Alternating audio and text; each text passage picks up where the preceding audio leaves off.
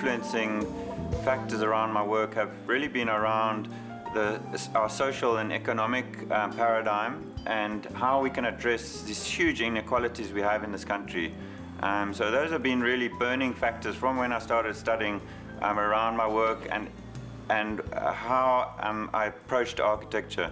That, as well as our environmental crisis that we're facing, resource depletion and global warming and so on. And when you look at examples of my work, you'll see how it's really, I look at technology and processes on site. So it's much more than the object at the end of the day. It's much more about everything that feeds into the building from the beginning, when you're building the building, right till the building is possibly pulled down, and instead of going to waste tips, is actually made of recyclable or biodegradable material that goes back into our natural cycles.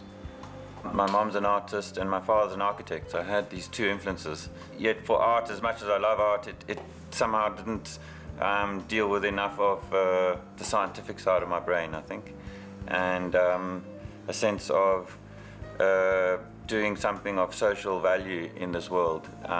It felt a little bit too abstracted. So I thought, well, then my next logical choice will be architecture. At least I'll still have some creative side to what I do. Frank Lloyd Wright, I think, is for me, he kind of epitomizes the ultimate architect. Could conceive of incredible things and bring them to amazing fruition way ahead of his time. I think some of the early settler buildings impressed me a lot, simply because of the ingenuity of using what was around them.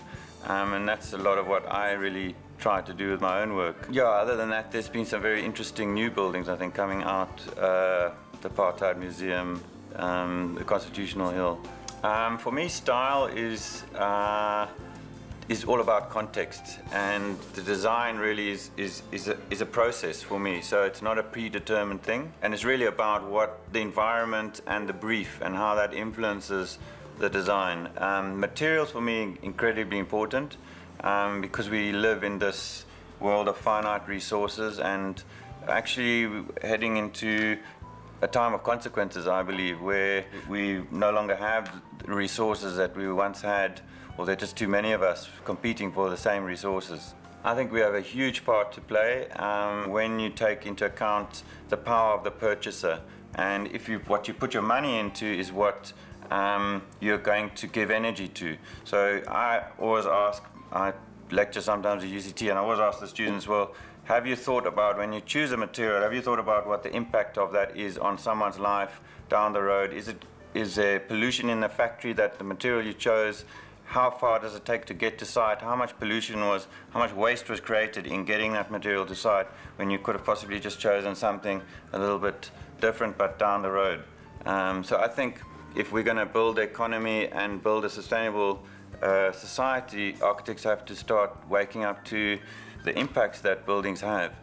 The basic principle of building a dome is that all the bricks work in compression and there are no tensile forces, so everything rests and presses into each other. So what you see here are 4 arches. Arches work in perfect compression, and the dome likewise rests on the 4 arches. I was incredibly inspired by basketware, because as you see, a basket, just like the dome, is made of a series of rings, and then you start seeing how baskets, African baskets, would create patterning with the rings. So I started looking, because it's such a big space, I couldn't just brick it over without creating some kind of a pattern. So I decided to create this 8-petaled mandala in the dome, and accentuated by this ring of staggered bricks.